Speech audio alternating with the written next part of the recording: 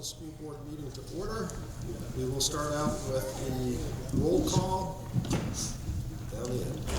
Amanda Helock, Director of Student Services. Sean Moynihan, Principal, Sunapee Middle High School. Patrick Gordon, Principal, Sunapee Central Elementary School. Taylor Goodspeed, Student Representative. Tiago Pereira, School Board.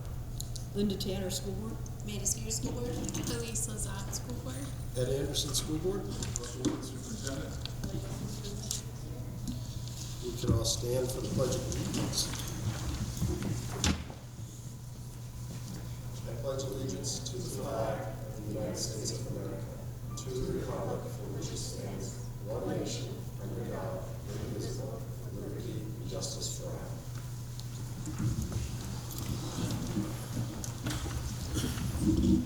We're going to move along, looking for the approval of school board meeting minutes, the minutes of March 12, 2025. I can make a motion to approve the minutes of March 12th school board meeting minutes. Second. Second, does anybody have any questions, comments, concerns? Seeing none, all those in favor? Aye. Move along to the agenda review.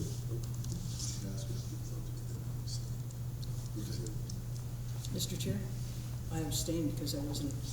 Thank you. Moving along with agenda review. And the agenda is all set as presented to you today in your folder. Public forum in accordance with policy BEDH. Is anybody here from the public like to speak?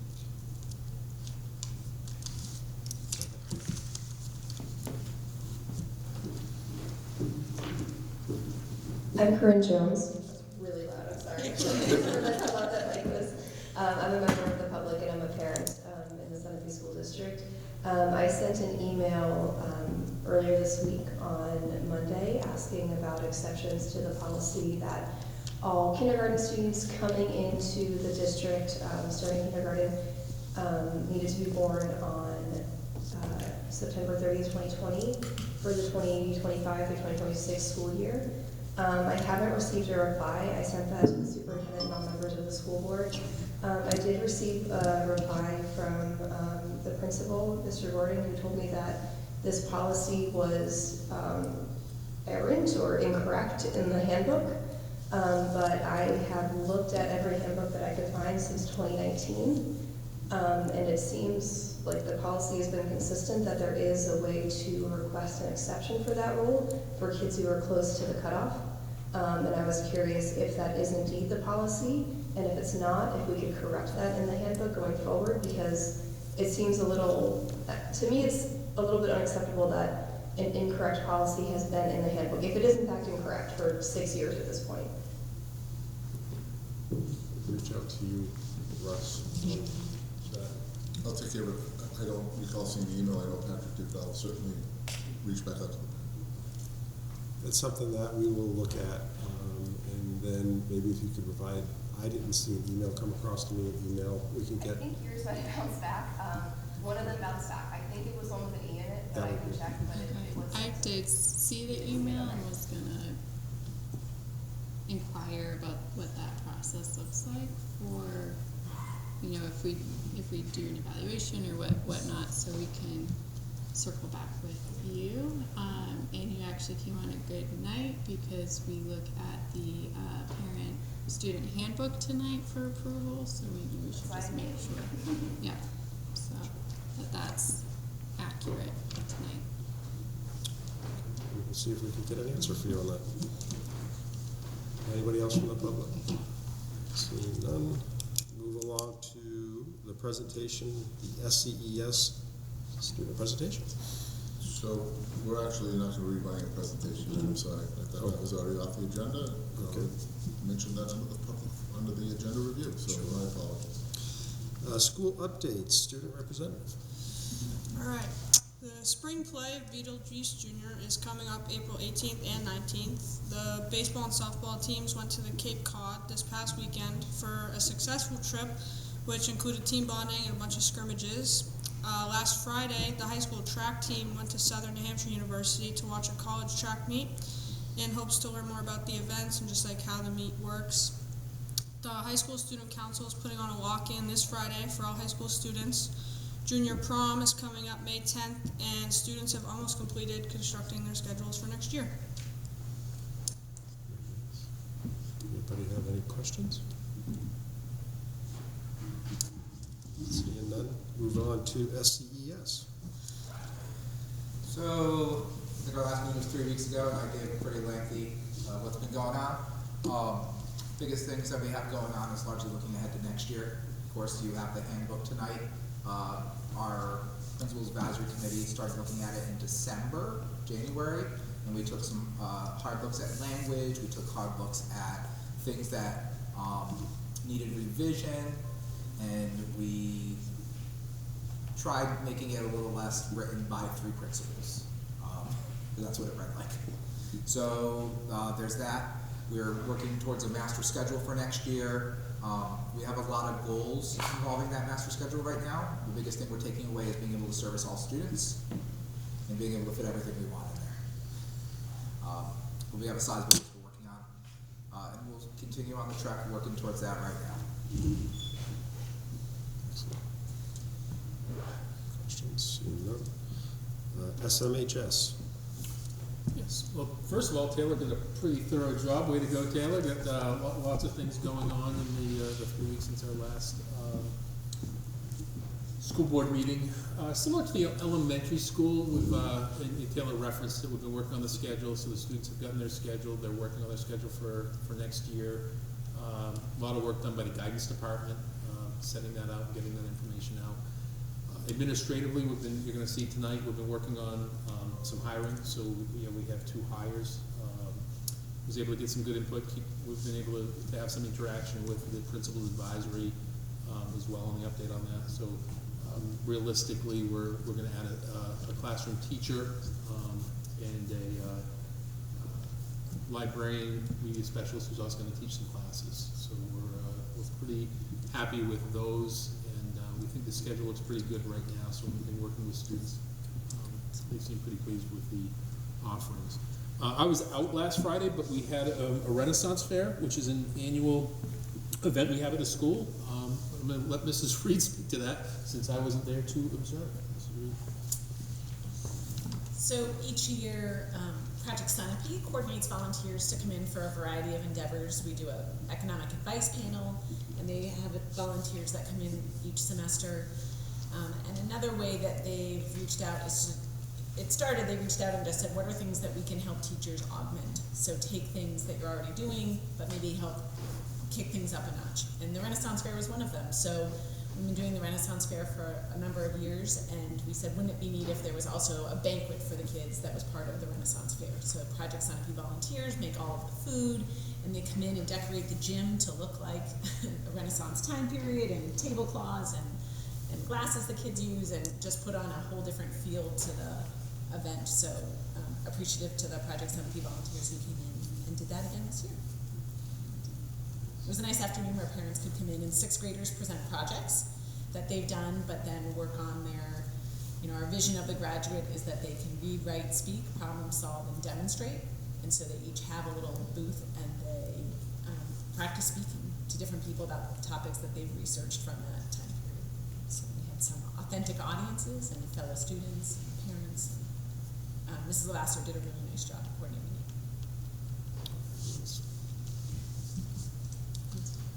No questions? That's it. Superintendent update. Thank you. Believe it or not, we're starting our grants for federal grants for next year. Certainly keeping our eyes on federal monies as they get delineated down from the state, and how our state will then disperse those grants, and we're hoping everything will stay intact. A couple of bills that we're keeping an eye on. One has to do with covering unfunded liability through our health insurance provider, Health Trust, right now. A lot has gone back and forth. There's actually a hearing on it next week and a public forum on it.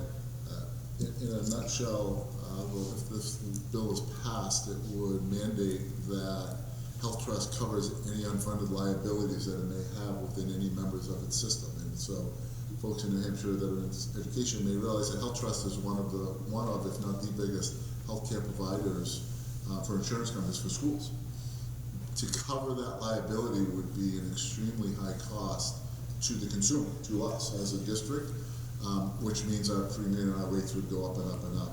To the point where Health Trust has said, and I don't know how true this is, but it said potentially they would have to fold if this law passed, they would no longer be able to run business, which now puts us potentially have to reopen negotiations, look at another health insurance plan. There is another folks in the state school care.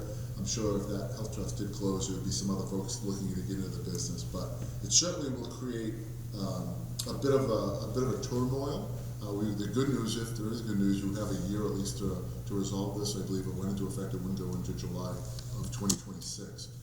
But we'll certainly keep an eye on that because we could have some pretty significant impacts on what we do here in our schools and then potentially even in our negotiations that we may have to open based upon the insurance premium already being in there as Health Trust. And the other bill, keeping my eye on a lot of bills, but the other bill that we want to keep an eye on is a tax cap. And so folks may remember Kearsarge had a petition tax cap that went through and was overwhelmingly defeated there at their meeting, and I believe there were 13 other towns around the state that all had similar language, and all those were defeated as well. Well, our representatives decided that they want to put a tax cap across the board in all our school districts, and so they wrote some legislation doing that. It got passed in the House by about 5 votes, and it was a run-in amendment at the last minute. We're keeping an eye on that. It basically would cap the amount that our budget can go up every year based upon ADM, average daily membership, from prior year's average. With a high cost per pupil, we would certainly feel some of that effect. I mean, it could be anywhere from 0.75% per year to what we would not be able to raise. That would actually lower what we would be able to raise, which is pretty significant. It's probably about $100,000 a year, maybe a little more. Again, those are real rough estimates because we're looking out to years we don't know our ADM, we don't know adequacy, we don't know some of those other things. But for other districts in the state that count on some of that additional money and being able to adjust their budget. So think about a building project. How do you with your tax cap, how do you add on to a building project? You don't.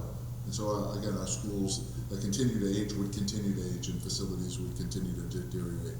Teacher contracts, health insurance rates, all these kind of things that are imposed upon us, the cost of bus, the cost of transportation, that are just imposed upon us on being in public schools. By taxing that, it really would start to deteriorate some of the things that we would have to look at and take away within our school district themselves that affect kids on a day-to-day basis. Whether it's electives or extracurriculars, I just think that I understand what people are looking at, and I understand that the cost of educating children across the country is high. But one of the things that I think people need to realize in the state of New Hampshire, it is the lowest in the country what the state provides school districts at about 21% of the total funding that is provided by our state. That is the lowest in the country. We set our proficiency rates. New Hampshire sets its own proficiency rate, as all states do. We set ours as one of the highest in the country. Unfortunately, what's happening in the state of New Hampshire and around our country, the burden for the state and the federal government has been pushed down to local taxpayers. You've heard me say this time after time here, and it's just putting neighbor against neighbor, taxpayer against school department on who's going to pay the bill. And I'll step back a little bit, but our federal government and our state government need to do their share by paying what's supposed to be paid to support public education. But instead, they just keep pushing that down to the local level, which is why it's raising taxes at the local level and having people push back on such things like this tax cap. Sorry, I probably did too much there. But and lastly, I'll be reaching out to the CIP committee. We're looking to set up a meeting the last week of April with people around. So, been a busy week, but we're already thinking about the following year.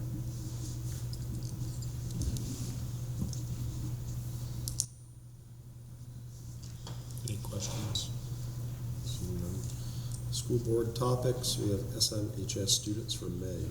So we have May. Sean's going to bring us a presentation, and we have June left if we wanted to add something to June, or we could leave it blank for this point in time. But if there was anything that somebody was interested in that we haven't looked at yet this year, we certainly can do that, or we can just leave it blank.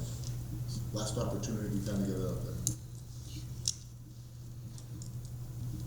Action items, looking for a motion to approve the proposed certified teacher 2025-2026.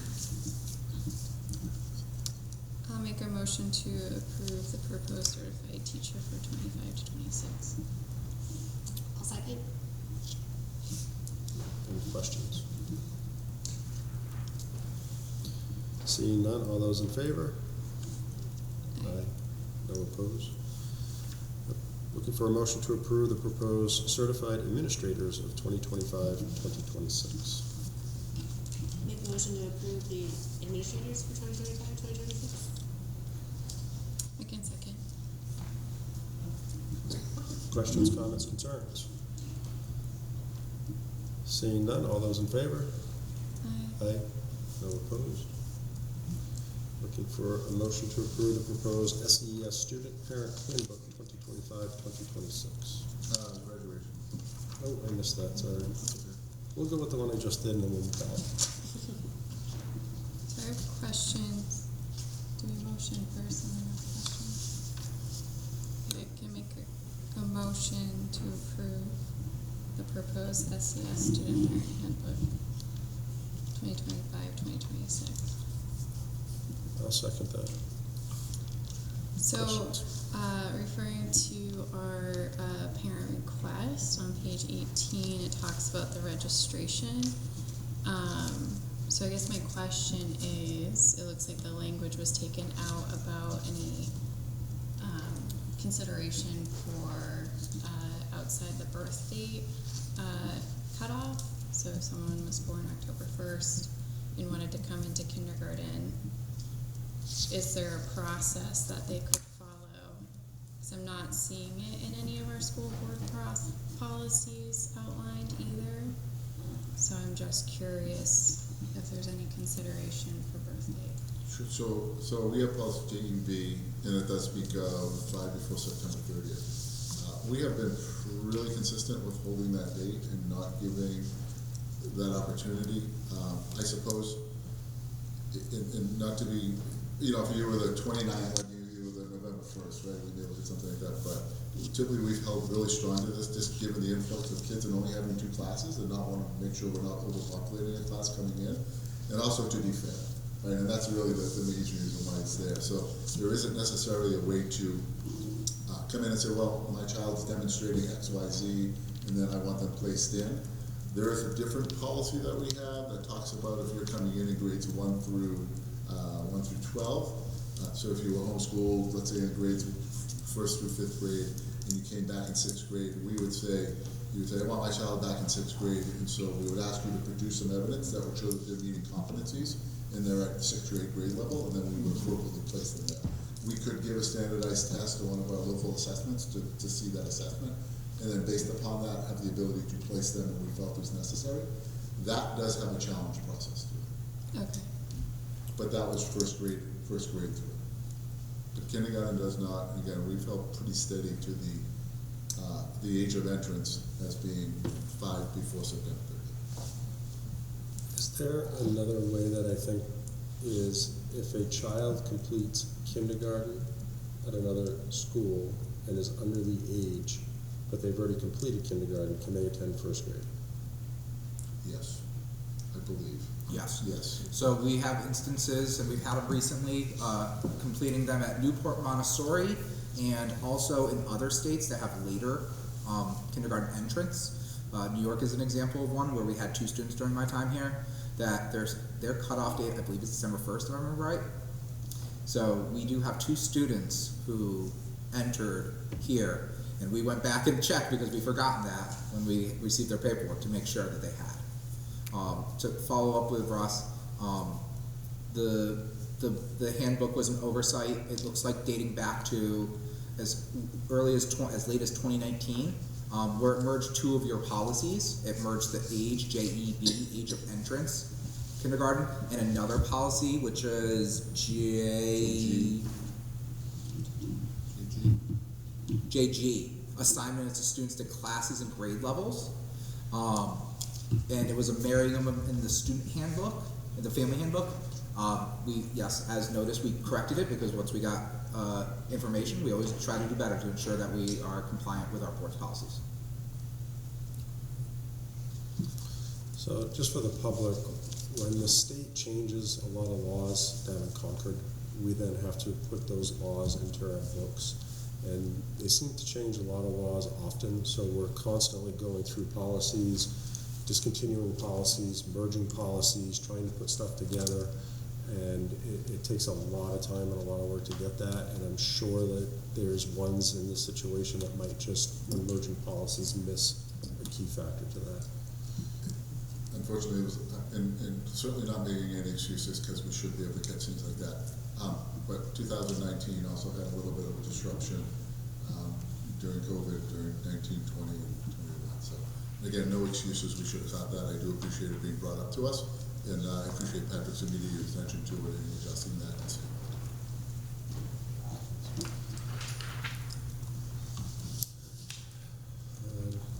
So we So still need to approve or not approve. Any other questions regarding this policy? or the handbook. Or the handbook, I should say, the handbook policy. If I want to ask a question. What's that? If I want to ask a question. At this time, we're not allowed. It's at the beginning. My apologies. So, any other questions regarding? Yes. My policy, she still has student, so it's still open, so she can do that. Oh, my understanding, by policy, you can. You still have 3 minutes. Yes, please do. Thank you, Russ. I appreciate recognizing that this was an oversight that stood for a while, and I totally understand that. I'm looking at the email that I sent to you, and there's a typo in like the second sentence, so it's completely understandable. I guess I just feel like maybe I signed off that I had read the handbook in fall when I was registering my kids, and now I think that my daughter, who I was hoping to petition to start kindergarten next year, is kind of caught in the middle because she's in preschool right now, she's in the district.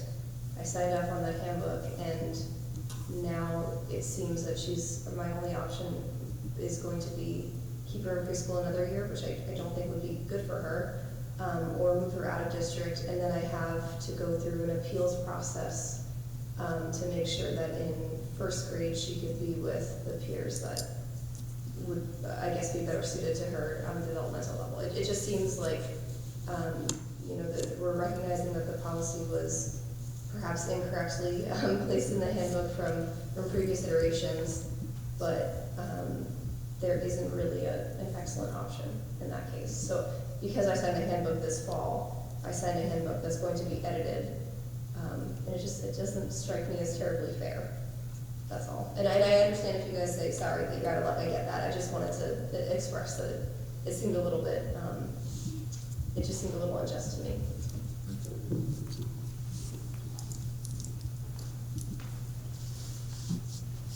Seeing no other comments, all those in favor of approving the SEES Student Parent Handbook 2025? No opposed. Now we're looking for a motion to approve the proposed graduation date. I can make a motion to approve the proposed graduation date. I'll second. Questions? Where is it? Is it at the gym? Sherburne Gym, I Yep, think, it'll be in the shirt. was still at the Sherburne Gym this year. Yep. All those in favor? Aye. Seeing no opposed. Looking for a motion to approve the proposed SMHS Student Parent Handbook 2025-2026. I can motion to approve the SMHS proposed handbook. I can second. Second. Any questions, comments? There's one small error that our meetings start at 7 when they start at 6. Just for clarity on GAH 5.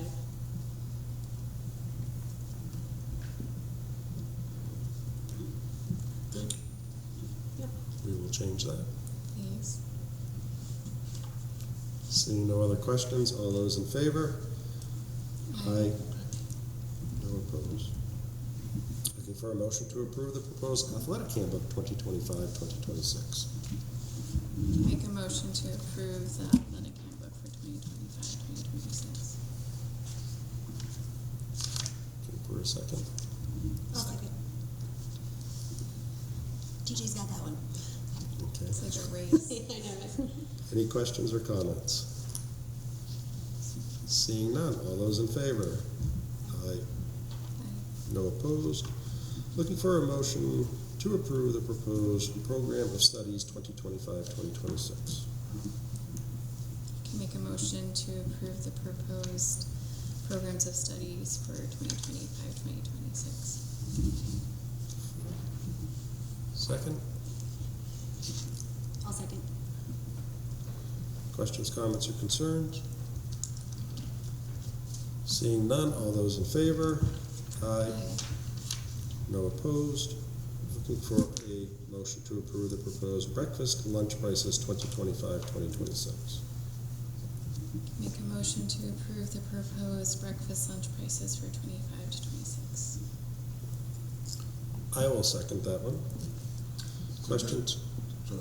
No questions, comments, or concerns? I was going to say that we do run that through a step calculator with Rob. We also look at surrounding districts, and we feel that's fairly, again, I think it's a really good price to get a meal, but still fairly competitive with what's going on around us, not overreal. Yeah, it's understandable. Everything has increased. So. Yeah. All those in favor? Aye. No opposed. Looking for a motion to approve the proposed Goshen tuition contract 2025-2026.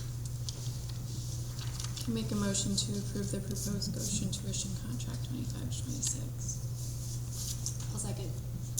I do have a question. This is just a tuition contract, not an anchor school contract. Correct. So this is the contract that we've signed, I think, for at least last 4 years. This only allows them to continue to send students here under our current policy. And this mirrors the approved increase for tuition? Yes, it is.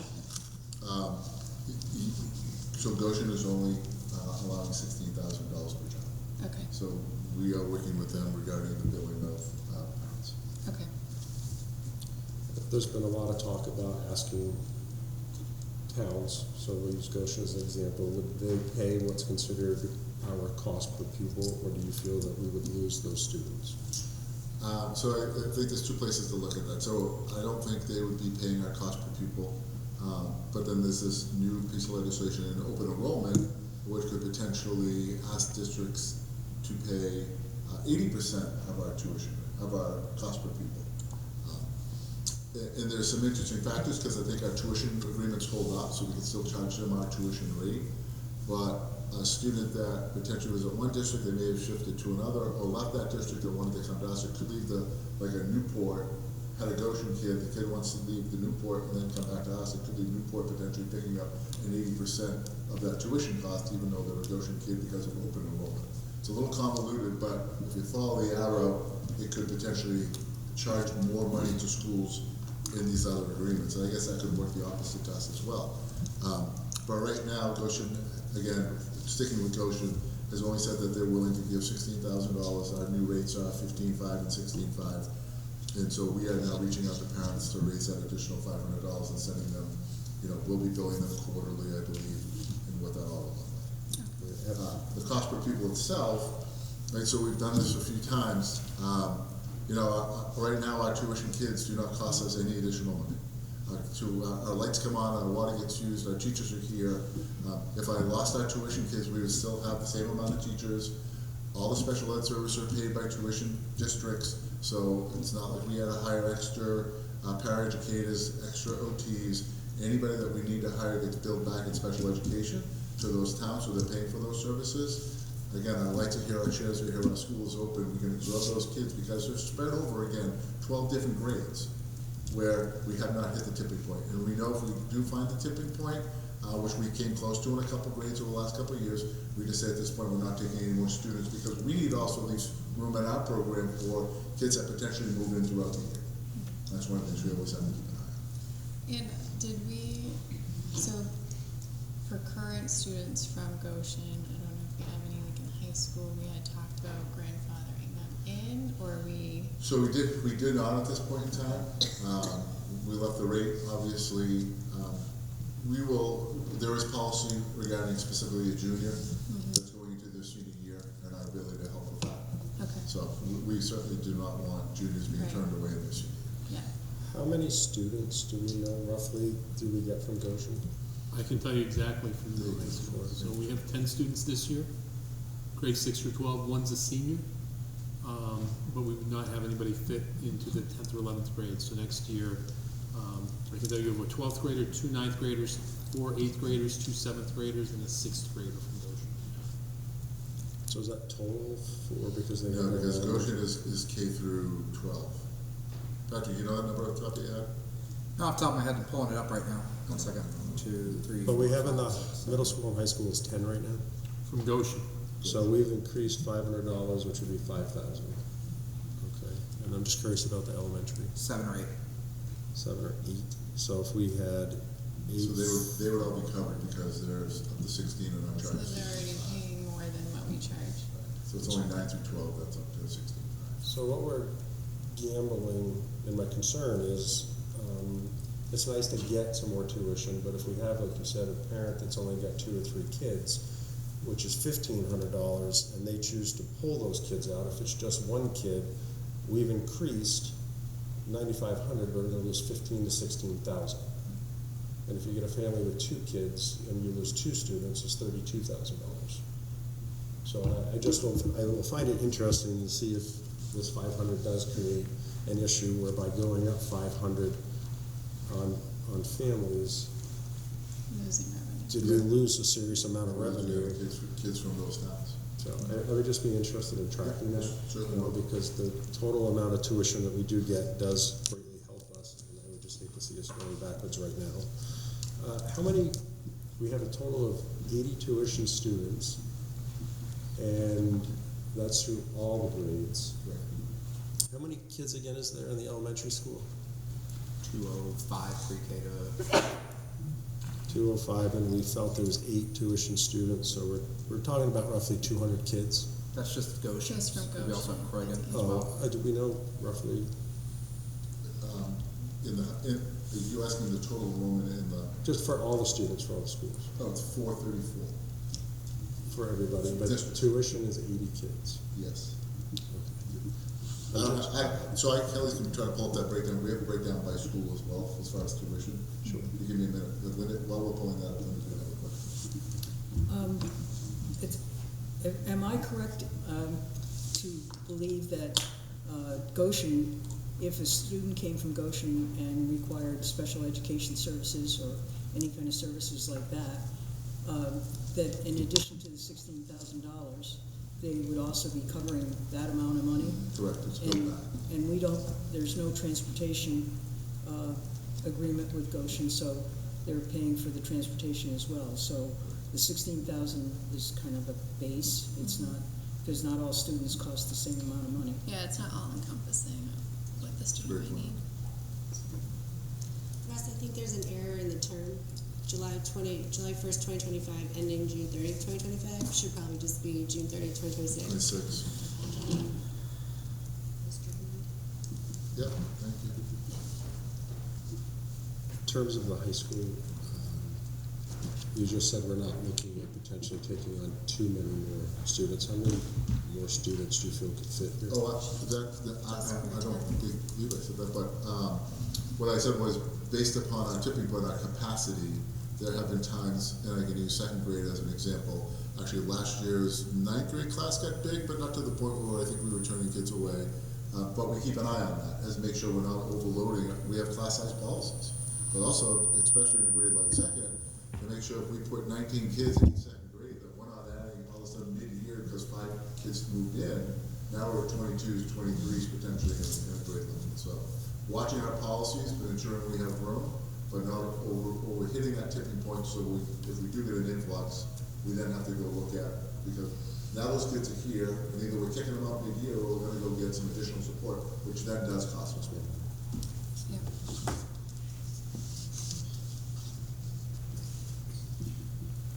Any more questions or concerns in reference to tuition? All those in favor? Aye.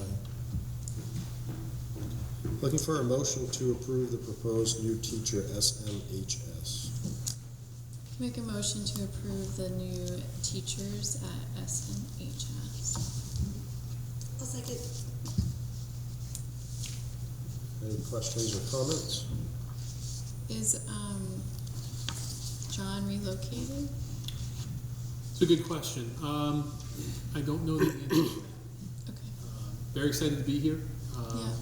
And he's coming, as you can see in the packet, he's coming from Newfound High School. Yeah. And we've had quite a few teachers come to Summit from Newfound. So that's And you said one of them's going to be doing the media. yes. So Amanda Leslie will be the library media specialist as our hope, and teach some English classes as well. Great. John, can you quickly just give a quick overview of that interview candidate process? And Yeah, how sure. it was? Yeah. So what we typically do, the SAU is great. The SAU collects all the applications. We typically have a hiring committee which can range from 5 to 7 people. This year it was 5. I will typically send out, well, I give access to the interview committee all of the applications, and then they will share with me who they would be interested in interviewing. At that point in time, what I start to do is I start to take that list and start to do an early reference check. So what I don't want to do is take an hour or 5 people's time if the reference check early on shows that it's just not a right fit for the position. Typically, we try to keep it interview about 5 people for the position. We had some really strong applicants. I think I was pleased with the applicant pool. When there was a teacher shortage at times, but with knock on wood, we've had some good applicant pools. Both these teachers happen to be veteran teachers. John was the New Hampshire Social Studies Teacher of the Year. So we then had them come to the interview. We discuss that process with the interview committee, and it was unanimous. So unanimous on both of those. So that's the process that we use. Well, they look like great. Can't rule out candidates, but I'm sorry? I said they look like great candidates, but I guess they're not candidates anymore. So I don't know what to call them. Future hires. Future hires. Candidates. Yeah, I think it's important to add, these are not, they're positions, they're replacing old positions, right? So we have Mr. Palin who's retiring, and Mr. Coverdale retired last year, but we have a small senior class this year.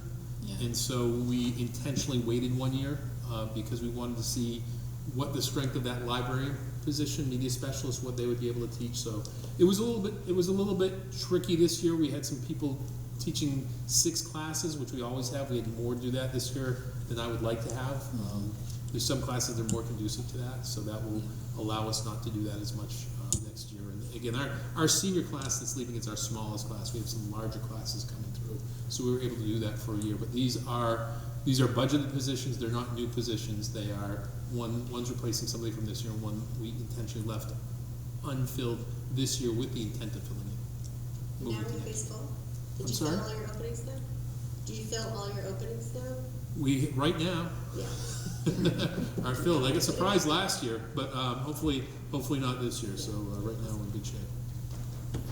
What do you think the reasons for wanting to transfer? What is Sunapee, do you feel, offering that's driving? I mean, we see a lot of good qualified people coming here. Yeah, I think it's a couple things. We have a supportive community, so we'll start with that. We've passed the budget. I've been here 21 years. We've passed the budget 21 years in a row, and I know it goes further than that. But I can tell you 21. I'm sure it goes further back than that. The teacher contract is always passed. By and large, the community is very supportive of public education. I think I'll use Newfound as a good example. I think every person who's come from Newfound here raves about it to the people at Newfound, and the people at Newfound sometimes look for when that opening comes up. So we have a good reputation. It's interesting, we still use grades. It might seem strange that we still use, that would seem strange, but we have some teachers who almost, I don't want to go too far and say they don't care what we pay, but as soon as they hear that we still use like 95s and 88s and things like that, they want to sign on the dotted line right there. So I think those are some of the things that really do that.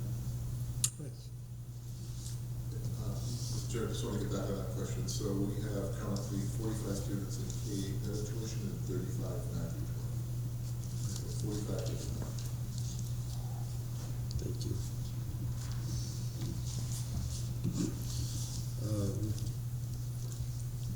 Any other questions for the approved proposed new teachers?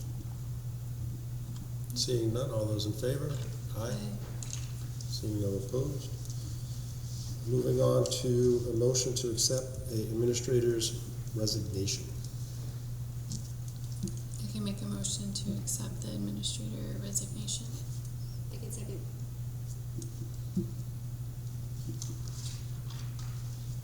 Questions or comments? Does staff know? Yes, they were informed today. Okay. Well, sorry to go. I have a young family. I have a 6 and a 2-year-old, and for 3 years I've proven you can do it. But my retirement's in Vermont, Yeah. and I want to be sure to, as my CPA say, set myself up for success. So I don't have any plans yet. I'm kind of excited about the opportunity to be able to just explore and think about what kinds of things might come up next. Well, thank you for your years of service here. Thank you. I get that. That is kind of a commute too. 35-40 minutes. But in the winter, like going, I commute to Claremont, so I'm like, I get it. But thank you. Any other questions or comments? Seeing none, all those in favor? No opposed. Information items, suicide prevention and response plan. Sure, by school board policy and state law, we each district needs to present, have a suicide plan or response plan, and that has to be reviewed by us, and then it goes to the school board that we review that. And so this has been sent by our adjustment counselors, guidance counselors, school psychologists, special education department, and just review those are all the folks that are involved in this process if we need to implement it. And just letting you know that we reviewed it for policy. All right, thank you. Moving on to CTE Region 10 Agreement 2024. So this is a typical agreement that strolls through. I think these are good for about 10 years. Actually, we finished this one last year, but you can see with the signature pages, it took a little bit of time to get people to sign on the dotted line to get the official copy. But I met, and I know Miles and Sean are in constant communication, but superintendent, CTE directors, we meet. We're in an interesting place having 2 CTE centers within that we can send our kids to, both Claremont and Newport. Even though it's Region 10, they're both Region 10, but they're 2 centers. It's a very unique. I think it's the only place in the state that has that. So it just puts sort of the terms that are in place and allows us to continue to keep our kids going to those centers. Excellent. School board committee assignments. So this is what y'all voted for and decided to join into last month. We just wanted to put that in front of you to make sure that we captured it the way it was, the way we believe you said. I believe it is. Does anybody have any concerns with the boards that they've been? All right, thank you. Sunapee Middle High School Gettysburg field trip. So again, for school board policy, just making you aware that, once again, Sean will be taking the students to Gettysburg. And this is his favorite trip of the year. He looks forward to it as a highlight not only of his career, but to our middle school students. And just, I won't let him say, because he'll go on and on and on how much he loves this trip. But it is a wonderful trip. Our kids have a great experience. And truly, having Sean kind of lead this trip has been a great experience. And someday he's going to convince me to go. Maybe next year.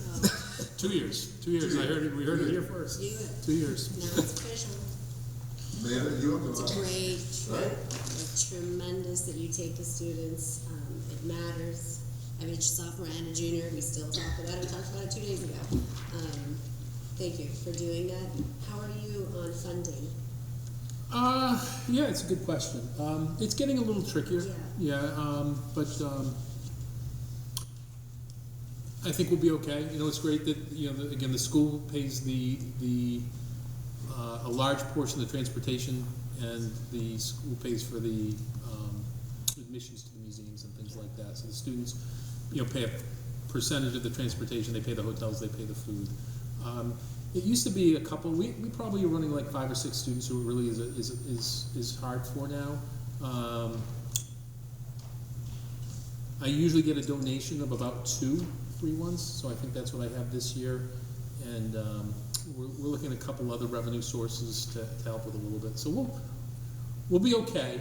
Again, what's really important is we want to make sure this is a trip. It's $500 total, and we want to make sure that everybody's able to go, that the money does not become an obstacle for anybody to go. So far, we've still been able to do that, but I envision it being a little more difficult as we move forward.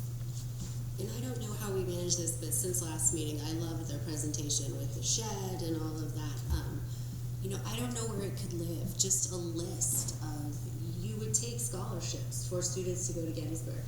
Never crossed my mind. Didn't even think about, like, how does one do that? So again, I don't know where that lands, what's the purview on that, but as we continue, I believe there's probably other things too that maybe people don't even know.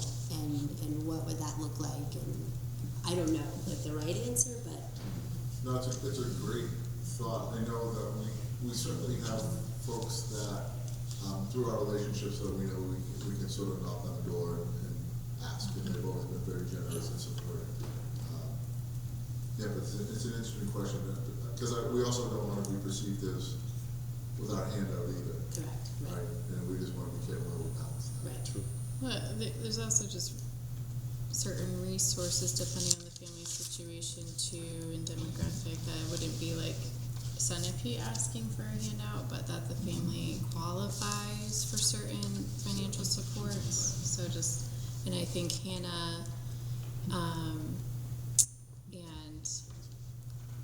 Cassie are really savvy with kind of the local resources around that, so that's been really great. Yeah, huge. Yes. I see what you mean.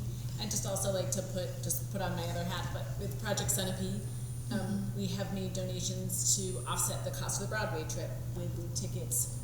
There's a donation for $1,000 to rent costumes for the school play. So as needs do come up, right, that it's an organization to ask, and another revenue that's a nonprofit with a 501(c) and a place to look to too. Just as For our Broadway trip, which we try to take every other year, Project Cenope's been phenomenal, just phenomenal. Ski program, I mean, we can't say enough.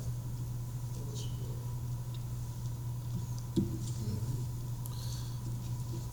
Looking for a motion to approve the manifest as stated.